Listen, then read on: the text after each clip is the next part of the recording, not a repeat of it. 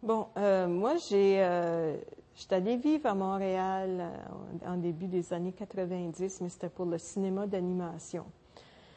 Puis à ce moment-là, ben tu sais, j'avais commencé à faire du cinéma d'animation à Moncton, puis à former du monde à Moncton. Puis bon, ça dépend drôlement selon qui est producteur dans ta région. Tu sais, des fois, des producteurs ne veulent pas prendre en main des films animés. Ça fait que à ce moment-là, bon, mais moi, je suis partie à Montréal pour continuer là-dedans parce que c'était ma passion. Et j'ai été 2 ans à Montréal. La raison pour laquelle je suis revenue, là, c'est je me suis pas écœurée du trafic, tu sais, des transports en commun, du monde stressé aux heures de pointe, matin et soir. Puis aussi, je sentais qu'on me volait du temps sur ma propre production artistique. Tu sais, quand ça te prend 3/4 d'heure le matin à partir de chez vous à te rendre à ton travail, le même nombre de temps le soir pour revenir, tu sais, ça te fait... Moi, je me faisais voler 1 heure et demie par jour dans les transports en commun, puis à un moment donné, je ne pouvais plus accepter ça. Puis quand tu arrives chez vous, là, après 3/4 d'heure de ride avec du monde stressé d'un autobus, là, j'étais comme épuisée. Là, tu n'as pas soupé, puis je trouvais, premièrement, je voulais revenir à Moncton parce que j'aime Moncton, puis je trouve la vie culturelle, ça évolue, puis je me sens faire partie de cette évolution-là.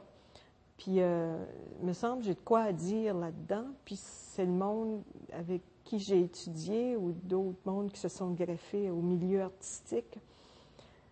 Tu sais, je sais pas, après Montréal, j'ai pas voulu aller ailleurs, mais je dis pas que j'irai pas. Tu sais, ça peut arriver qu'un jour je sois vraiment tannée de Moncton. Mais moi, c'est pour mieux produire que je suis revenue, puis produire plus.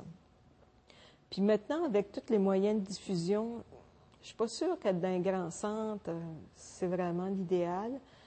Puis ce que j'avais remarqué quand j'étais à Montréal, au niveau art visuel qui se faisait à cette époque-là, il y en a un qui sort une idée, puis il y en a beaucoup qui copient l'idée.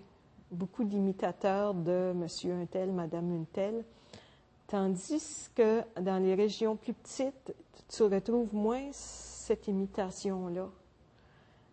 Peut-être parce qu'on se connaît plus, puis tu sais, tu vas te faire taper dessus ou je sais pas quoi, ou que tu sais, le monde sont plus personnels dans leur façon de travailler, ou en tout cas, c'est de quoi qui me dérangeait, ça, dans des gros milieux, en tout cas de Montréal, de voir un certain plagiat qui se faisait, tandis que je ne retrouve pas ça à Moncton.